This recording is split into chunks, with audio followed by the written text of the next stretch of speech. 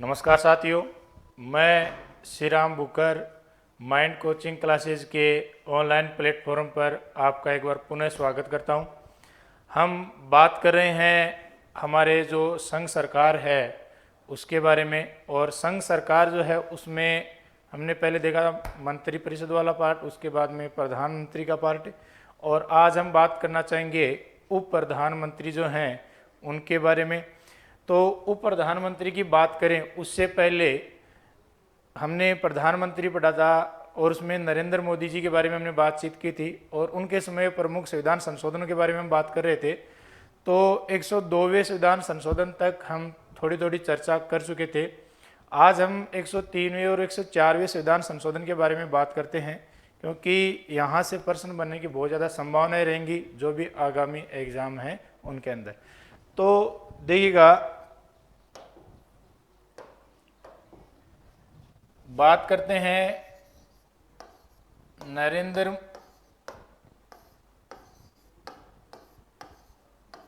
मोदी जी के समय हुए 103वें और 104वें संविधान संशोधन की। तो देखिएगा, 103वां जो संविधान संशोधन है वो 2019 में हुआ। और ये जो 103वां संविधान संशोधन 2019 है, इसके द्वारा क्या प्रावधान किए गए और हमारे संविधान के कौन कौन से जो नए अनुच्छेद हैं वो अंतः स्थापित किए गए, उनकी हम बात करते हैं। तो देखिएगा, इस संविधान संशोधन के द्वारा हमारे जो सामान्य वर्ग है उसके गरीब जो लोग हैं जिन्हें हम सवर्ण बोलते हैं, तो इस संविधान संशोधन के द्वारा सवर्ण जो वर्ग है उसको क्या दिया गया है, आपके आरक्षण दिया गया है। अब ये जो आरक्षण दिया गया, ये कितना प्रतिशत आरक्षण दिया गया है? तो ये आरक्षण जो दिया गया है ये 10% आरक्षण दिया गया। अब ये जो 10% आरक्षण दिया गया है ये कहां पर दिया गया है, इसको भी हमें ध्यान में रखना होगा। तो देखिएगा, इसी संविधान संशोधन के द्वारा अनुच्छेद 15(6) अंतः स्थापित करते हुए, कौन सा अनुच्छेद 15(6) अंतः स्थापित करते हुए हमारे जो शिक्षण संस्थान है, क्या है, शिक्षण संस्थान, उन शिक्षण संस्थानों के अंदर आपके सवर्ण जो वर्ग है उसको 10% आरक्षण का प्रावधान दिया गया है या उन्हें ये 10% रियायत दी गई है। यानी सामान्य वर्ग के जो गरीब लोग हैं वो अगर शिक्षण संस्थाओं में प्रवेश लेते हैं तो उनके लिए 10% सीटें रिजर्व की गई हैं। कौन सा अनुच्छेद अंतः स्थापित करते हुए? अनुच्छेद 15(6) अंतः स्थापित करते हुए। इसके बाद में नेक्स्ट बात करते हैं, एक और अनुच्छेद अंतः स्थापित किया गया और वो कौन सा? अनुच्छेद 16(6). अब अनुच्छेद 16(6) है, ये भी 103वें संविधान संशोधन के द्वारा ही अंतः स्थापित किया गया है। इस संविधान संशोधन इसके द्वारा क्या प्रावधान किया गया है? 16(6) में क्या प्रावधान किया गया है? तो इसमें प्रावधान ये किया गया है कि हमारे जो लोक नियोजन है,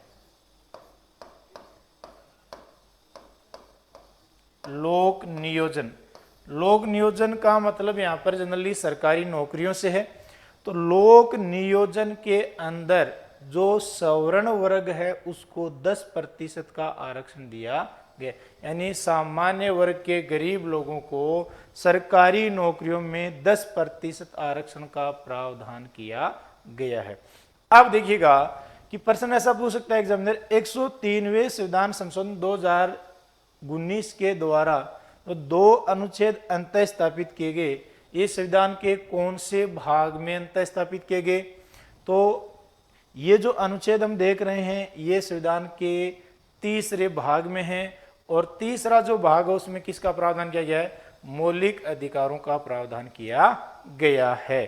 तो इस चीज को भी आप ध्यान रखिएगा, इस प्रकार से प्रश्न पूछे जा सकते हैं। दोबारा से देखिएगा, थोड़ा सा एग्जाम में प्रश्न निश्चित रहेंगे। यहां से 103वें संविधान संशोधन 2019 के द्वारा सवर्ण जो वर्ग है यानी सामान्य वर्ग के गरीब लोगों को आपके आरक्षण प्रदान किया गया, 10% आरक्षण प्रदान किया गया है। ये शिक्षण संस्थाओं में प्रवेश में दिया गया है और आपके सरकारी नौकरियों में दिया गया। इसके द्वारा आपके अनुच्छेद 15(6) और अनुच्छेद 16(6) अंतः स्थापित किए गए हैं। इसके बाद में नेक्स्ट हम बात करते हैं हमारे 104वें संविधान संशोधन की। 104वां जो संविधान संशोधन है ये भी 2019 में होता है। 104वें संविधान संशोधन 2019 के द्वारा आपके क्या प्रावधान किए जाते हैं। काफी महत्वपूर्ण संविधान संशोधन है ये। तो देखिएगा, इस संविधान संशोधन के द्वारा अनुसूचित जाति व अनुसूचित जनजाति, अनुसूचित जाति यानी SC, अनुसूचित जनजाति यानी ST। तो SC और ST के लिए लोकसभा, कहां पे, लोकसभा व विधानसभाओं,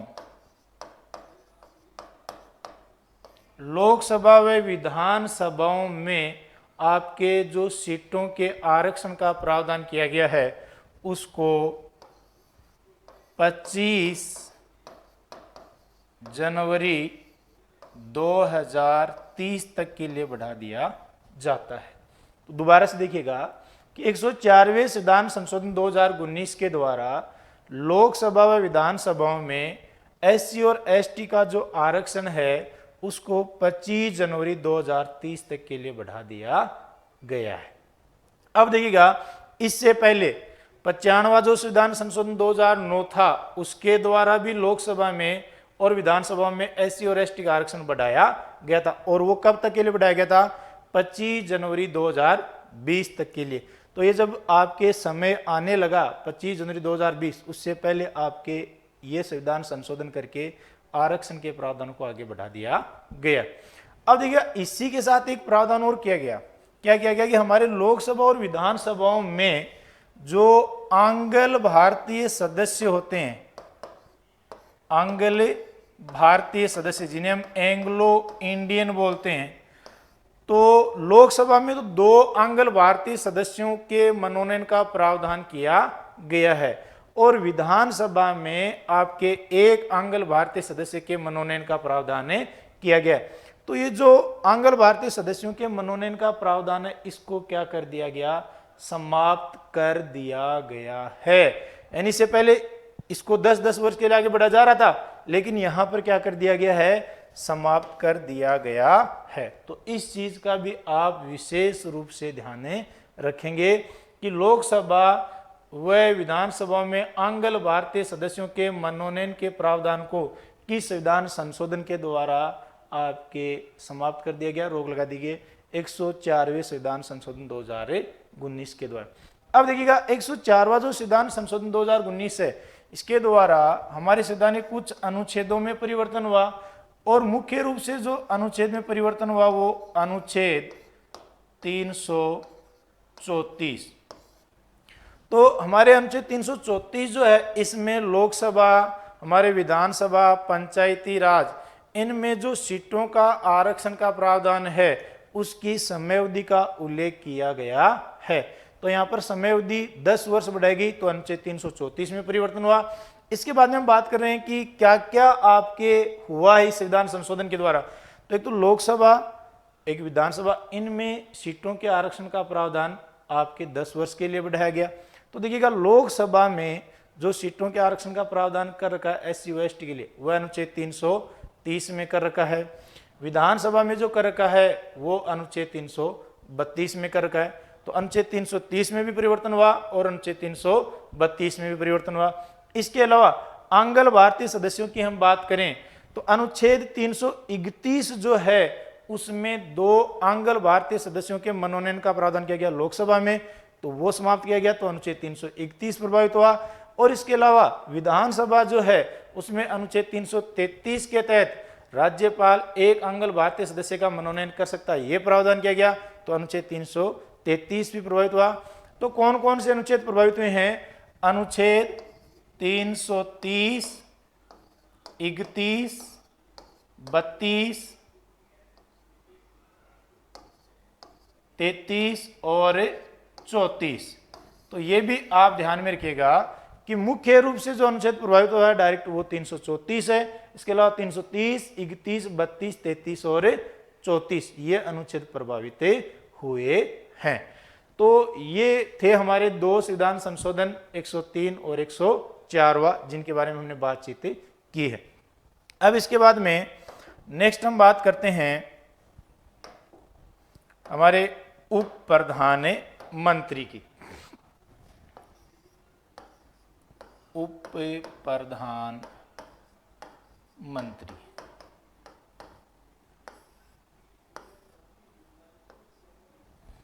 अब देखिएगा ये जो उप प्रधानमंत्री पद की हम बात कर रहे हैं, तो उप प्रधानमंत्री पद का हमारे संविधान में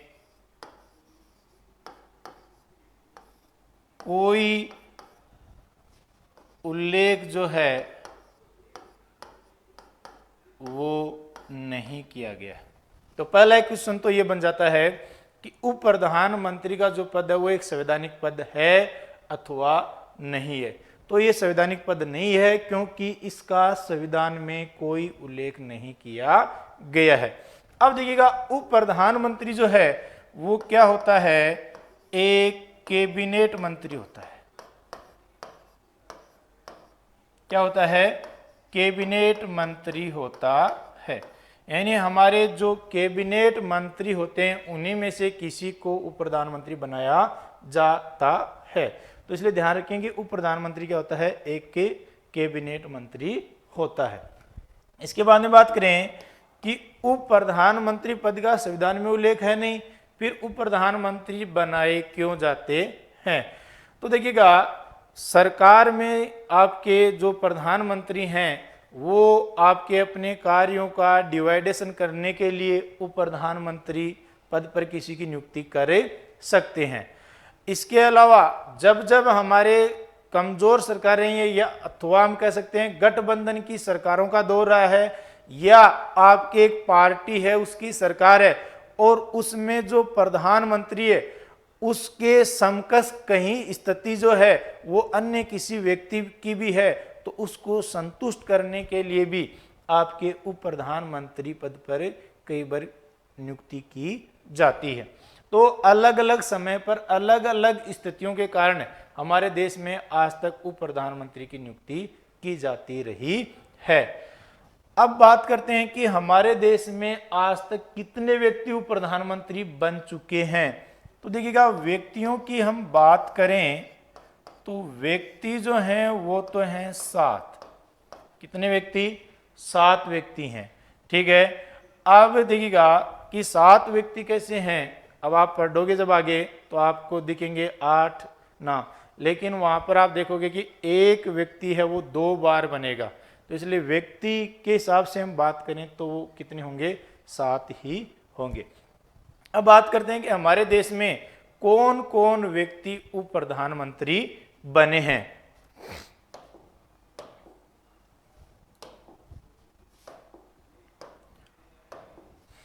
तो देखिएगा इसके लिए हम एक सारणी बनाते हैं।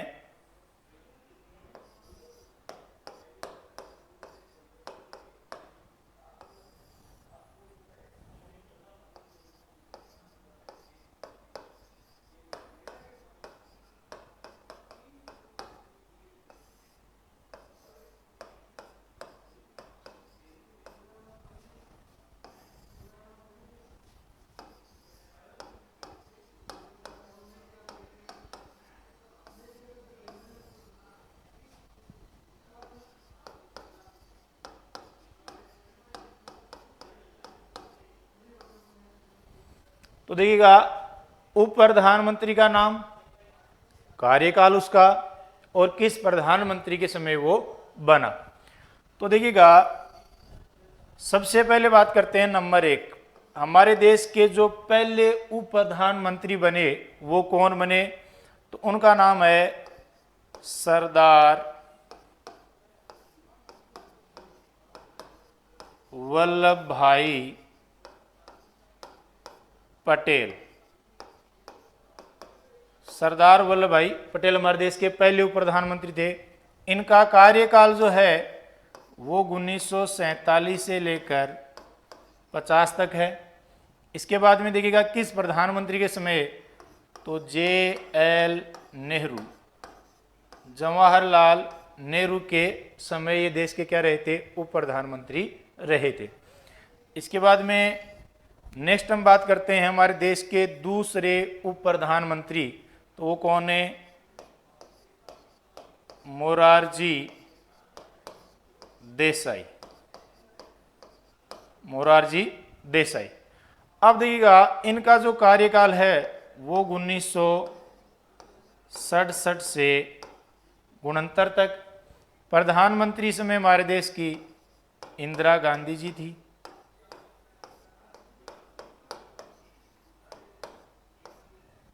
इसके बाद में नेक्स्ट देखिएगा तीसरे हमारे जो उप प्रधानमंत्री बने वो बने कौन है, चौधरी चरण सिंह।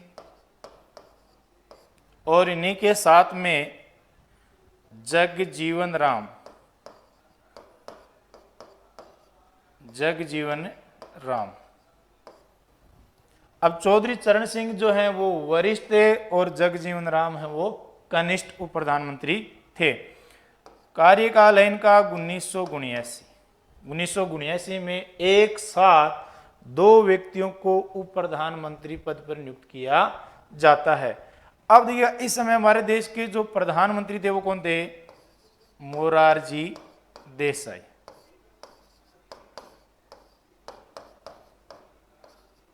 मोरारजी देसाई। इसके बाद में देखिएगा नेक्स्ट हमारे जो उप प्रधानमंत्री बने वो कौन बने हैं, वो बने चौधरी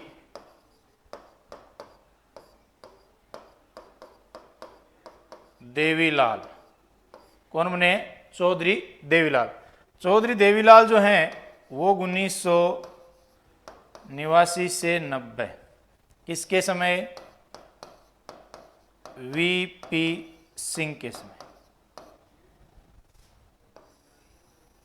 इसके बाद में नेक्स्ट बात करें कि वापिस से कौन बनते हैं, चौधरी देवीलाल बनते हैं। कार्यकाल देखिएगा 1990 से 91। और इस समय जो हमारे देश के प्रधानमंत्री होते हैं वो कौन होते हैं, चंद्रशेखर। कौन होते हैं, चंद्रशेखर होते हैं। इसके बाद में नेक्स्ट देखिएगा कि हमारे बीच में एक और व्यक्ति उप प्रधानमंत्री बनते हैं, उनकी भी हम बात करें तो वो बनते हैं कौन है, YV चौहान। कौन बनते हैं, YV चौहान बनते हैं। YV चौहान जो बनते हैं वो 1979 से 80 तक रहते हैं। और इस समय जो हमारे देश के प्रधानमंत्री थे वो कौन थे, चौधरी चरण सिंह। तो YV चौहान जो है 1979 से 80 तक देश के उप प्रधानमंत्री रहते हैं। किसके समय, चौधरी चरण सिंह जी के समय रहते हैं। ठीक है, तो ये हमारा जो नंबर है ये यहाँ पे हो जाएगा 6। इसके बाद में नेक्स्ट व्यक्ति की हम बात करें तो वो कौन बनते हैं, लाल कृष्ण आडवाणी। लाल कृष्ण आडवाणी। अब लाल कृष्ण आडवाणी जो बनते हैं उनका कार्यकाल देखिएगा 2002 से 4। 2002 से 4 इनका कार्यकाल है। किसके समय, अटल बिहारी वाजपेयी। किसके समय बने, अटल बिहारी वाजपेयी के समय बने थे। तो देखिएगा व्यक्तियों की हम बात करें तो 7 ही आ रहे हैं। पहले जो है सरदार वल्लभ भाई पटेल हैं, दूसरे मोरारजी देसाई हैं, तीसरे चौधरी चरण सिंह हैं, चौथे जगजीवन राम हैं, 5वें हमारे YV चौहान, ये कौन से हैं? 5वें नंबर के हैं। इसके बाद छठे हैं चौधरी देवीलाल, और फिर वापिस से चौधरी देवीलाल ही बने, तो इसलिए एक ही व्यक्ति 2 बार बन रहा है यहाँ पे। और फिर 7वें लाल कृष्ण आडवाणी। तो 8 बार आज तक आपके एक प्रकार से उप प्रधानमंत्री की नियुक्ति हुई है, लेकिन व्यक्ति कितने हैं? 7 ही हैं। अब देखिएगा कि यहां से पर्सन क्या क्या बन सकते हैं अपने एग्जाम की दृष्टि से, उनकी भी हम यहाँ पर थोड़ी चर्चा करें। तो पहला ही प्रश्न तो ये बन गया कि हमारे देश के पहले उप प्रधानमंत्री कौन? सरदार वल्लभ भाई पटेल। सरदार वल्लभ भाई पटेल देश के पहले उप प्रधानमंत्री, उनका कार्यकाल पूछ सकता है तो 1947 से 50 तक। सरदार वल्लभ भाई पटेल किस प्रधानमंत्री के समय देश के उप प्रधानमंत्री रहे? तो जवाहरलाल नेहरू। ऐसा प्रश्न प्रत्येक हमारे इस सारणी से बन सकता है, प्रत्येक उप प्रधानमंत्री के संबंध में बन सकता है।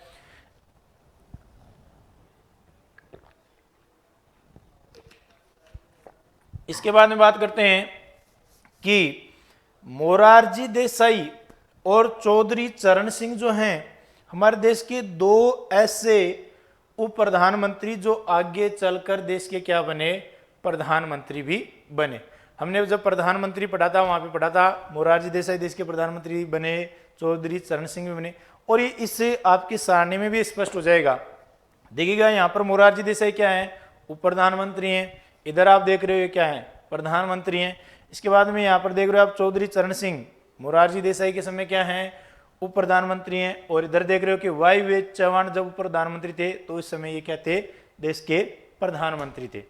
इसके बाद देखिएगा कि एक साथ 2 उप प्रधानमंत्री नियुक्त होने वाले व्यक्ति कौन? तो एक तो चौधरी चरण सिंह और एक जगजीवन राम। किस प्रधानमंत्री के समय?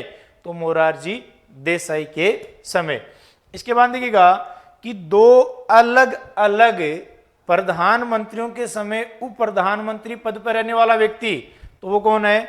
चौधरी देवीलाल। देखिएगा चौधरी देवीलाल जो हैं वीपी सिंह और चंद्रशेखर 2 आपके प्रधानमंत्रियों के समय क्या रहे हैं?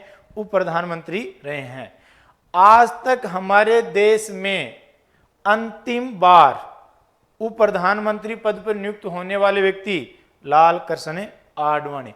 आज तक का मतलब है आज की हम बात कर रहे हैं। हो सकता है कल किसी व्यक्ति को प्रधानमंत्री पद पर नियुक्त कर दिया जाए, वो अलग बात है, लेकिन अभी तक ये अंतिम बार नियुक्त होने वाले आपके क्या हैं? उप प्रधानमंत्री हैं।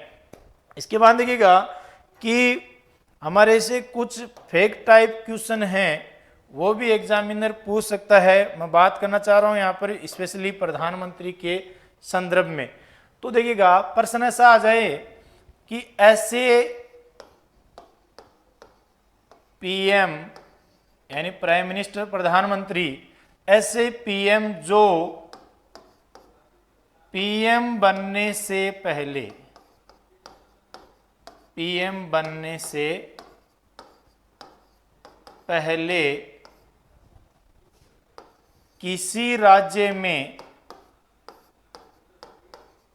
किसी राज्य में सीएम रहे।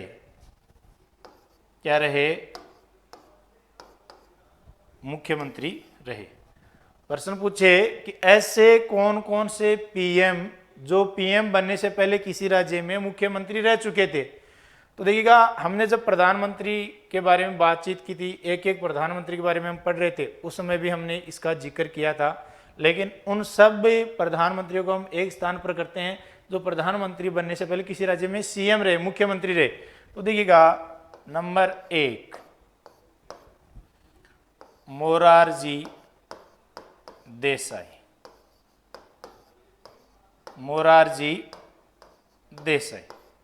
मोरारजी देसाई जो हैं वो आपके पीएम रहे देश के, और पीएम बनने से पहले क्या रह चुके थे? किसी राज्य में सीएम भी रह चुके थे।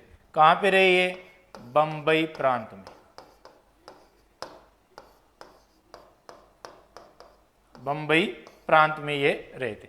अब देखिएगा प्रश्न ये भी बन जाता है कि ऐसा पहला पीएम जो पीएम बनने से पहले किसी राज्य में सीएम रहा, तो वो कौन है? मोरारजी देसाई। नंबर 2 हैं चौधरी चरण सिंह। चौधरी चरण सिंह। चौधरी चरण सिंह जो हैं वो आपके संयुक्त प्रांत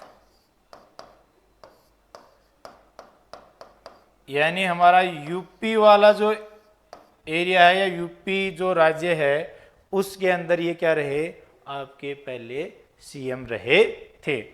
इसके बाद में तीसरे देखिएगा, तीसरे जो हैं वो कौन हैं, वो है हमारे वीपी सिंह, विश्वनाथ प्रताप सिंह। ये वीपी सिंह जो हैं वो हमारे सीएम कहाँ पे रहते, वो रहते यूपी के अंदर, उत्तर प्रदेश में रहते। चौथे देखिएगा, चौथे से पीएम जो हैं वो कौन हैं, वो हैं पीवी नरसिम्हा राव, पीवी नरसिम्हा राव। अब पीवी नरसिम्हा राव कहाँ पे रहते, ये रहते आंध्र प्रदेश में। कहाँ पे रहे, आंध्र प्रदेश में रहे। इसके बाद देखिएगा नंबर 5, नंबर 5 जो हैं वो कौन है, HD देव गौड़ा, HD देव गौड़ा। HD देव गौड़ा जो हैं वो कहाँ पे, कर्नाटक में। कहाँ पे, कर्नाटक में मुख्यमंत्री रहे। इसके बाद में नंबर 6 देखिएगा, वो हैं नरेंद्र मोदी। और नरेंद्र मोदी जो हैं वो आप सभी को पता होगा कहाँ पर पूर्व में मुख्यमंत्री थे, गुजरात में। कहाँ पे, गुजरात में। तो देखिएगा हमारे देश में आज तक 6 ऐसे प्रधानमंत्री बन चुके हैं जो प्रधानमंत्री बनने से पहले किसी राज्य में क्या रह चुके हैं, मुख्यमंत्री रह चुके हैं। इसके बाद में नेक्स्ट हम बात करते हैं कुछ और फैक्ट है बातों की। तो हम बात करते हैं भारत रत्न से सम्मानित पीएम, भारत रत्न से सम्मानित पीएम। आज तक कौन कौन ऐसे पीएम बने हैं देश में जिन्हें भारत रत्न से सम्मानित किया गया है। तो देखिएगा नंबर 1 JL नेहरू, जवाहरलाल नेहरू। जवाहरलाल नेहरू को 1955 में भारत रत्न से सम्मानित किया गया। 1954 में भारत रत्न की शुरुआत हुई थी, देश का सर्वोच्च नागरिक आपके सम्मान है ये। इसके बाद में नेक्स्ट बात करते हैं नंबर 2 दूसरे पीएम, और वो हैं लाल बहादुर शास्त्री। लाल बहादुर शास्त्री, लाल बहादुर शास्त्री जो हैं इन्हें 1966 में भारत रत्न से सम्मानित किया गया था। अब देखिएगा लाल बहादुर शास्त्री पहले ऐसे व्यक्ति व प्रधानमंत्री जिन्हें मरणोपरांत भारत रत्न से सम्मानित किया गया था। नंबर 3 इंदिरा गांधी। इंदिरा गांधी जो हैं इन्हें 1971 में भारत रत्न से सम्मानित किया गया था। कब किया था, 1971 में।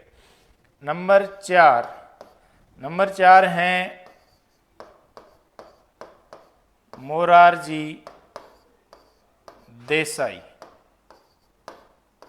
कौन है, मोरारजी देसाई। और मोरारजी देसाई को भारत रत्न से सम्मानित किया गया था 1991 में। कब किया गया, 1991 में। इसके बाद में नंबर 5 राजीव गांधी। और राजीव गांधी जो हैं इन्हें भारत रत्न से जो सम्मानित किया गया वो 1991 में ही किया गया।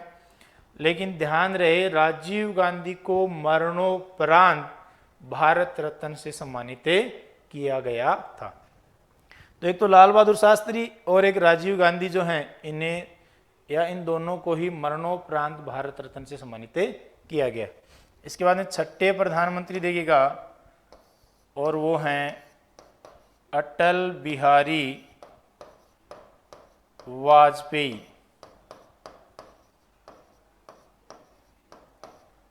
अटल बिहारी वाजपेयी को 2015 में भारत रत्न से सम्मानित किया गया था। और आपको पता होगा कि राष्ट्रपति प्रणब मुखर्जी ने प्रोटोकॉल को तोड़ते हुए इन्हें घर जाकर भारत रत्न से सम्मानित किया था, क्योंकि अटल बिहारी वाजपेयी जो हैं उनका स्वास्थ्य ठीक नहीं था, इसलिए घर जाकर उन्हें सम्मानित किया गया था। अब देखिएगा, जब हमने प्रधानमंत्री के बारे में बातचीत की थी तो उस समय हमने देखा था कि पंडित जवाहरलाल नेहरू पहले ऐसे प्रधानमंत्री थे जिनकी पद पर रहते क्या हुई थी, मृत्यु हुई थी। तो उनकी मृत्यु होने के बाद में कार्यवाहक जो पीएम बने थे वो हमारे कौन बने थे, गुलजारी लाल नंदा। कौन है, गुलजारी लाल नंदा जो हैं वो हमारे देश के पहले कार्यवाहक पीएम बने थे नेहरू जी की मृत्यु होने के बाद। उसके बाद लाल बहादुर शास्त्री जी की मृत्यु 1966 में हुई, तो उनकी मृत्यु के बाद भी गुलजारी लाल नंदा देश के फिर से क्या बने थे, कार्यवाहक पीएम बने थे। तो इन्हें भी 1997 में भारत रत्न से सम्मानित किया गया। कब, 1997 में, लेकिन इन्हें मरणोपरांत भारत रत्न से सम्मानित किया गया। तो ये केवल कार्यवाहक प्रधानमंत्री हैं, इसलिए हमने इस लिस्ट में इन्हें आपके स्थान नहीं दिया है। अब इसके बाद में बात करते हैं कि आपसे प्रश्न ये पूछ लिया जाए कि भारत के ऐसे कितने प्रधानमंत्री जो एक से अधिक बार बने हैं, यानी 2 बार 3 बार ऐसे बनने वाले प्रधानमंत्री देश में आज तक कितने हैं। तो देखिएगा, एक से अधिक बार बनने वाले प्रधानमंत्रियों में नंबर 1 पे जो हैं वो कौन है, पंडित जवाहरलाल नेहरू हैं, 3 बार देश के क्या बने, प्रधानमंत्री बने। इसके बाद में नेक्स्ट हम बात करें तो इंदिरा गांधी हैं, वो भी देश की 3 बार प्रधानमंत्री बनी है। इसके अलावा अटल बिहारी वाजपेयी जो हैं वो भी देश के 3 बार प्रधानमंत्री बने हैं। इसके अलावा मनमोहन सिंह जो हैं वो देश के 2 बार प्रधानमंत्री बने हैं, और वर्तमान प्रधानमंत्री नरेंद्र मोदी जो हैं वो भी देश के 2 बार प्रधानमंत्री बन चुके हैं। तो एक से अधिक बार बनने वाले प्रधानमंत्री कौन कौन हुए, अब के पंडित जवाहरलाल नेहरू, इंदिरा गांधी, अटल बिहारी वाजपेयी, मनमोहन सिंह और नरेंद्र मोदी। तो ये कुछ फैक्ट टाइप बातें थी प्रधानमंत्रियों के संबंध में, वो भी हमने देखी हैं। बाकी बातें हैं वो हम नेक्स्ट क्लास में करेंगे। देखिएगा, कोरोना का समय चल रहा है विदेश में, तो आपको संयमित रहने की ज़रूरत है। आप बहुत ज़्यादा आवश्यकता होने पर ही घर से निकलिएगा, मास्क वगैरह इनका सेवन कीजिएगा, सैनिटाइज़र हैं, और अपने स्वास्थ्य का ध्यान रखें। शादी ब्याह का सीज़न भी आ रहा है, और ये भी देखा जा रहा है कि शादी ब्याह में हमारे एक लिमिटेशन कर रखी है 50 लोगों की सरकार के द्वारा, लेकिन कुछ लोग हैं वो बहुत ज़्यादा आपके लोगों को इनवाइट करते हैं, बहुत ज़्यादा लोग जा भी रहे हैं। तो इसलिए आप पहली बात तो इनसे बचें। फिर भी आप कहीं चले जाएं तो वहाँ पर आप सोशल डिस्टेंसिंग का मुख्य रूप से ध्यान रखिएगा। तो मिलते हैं नेक्स्ट क्लास में।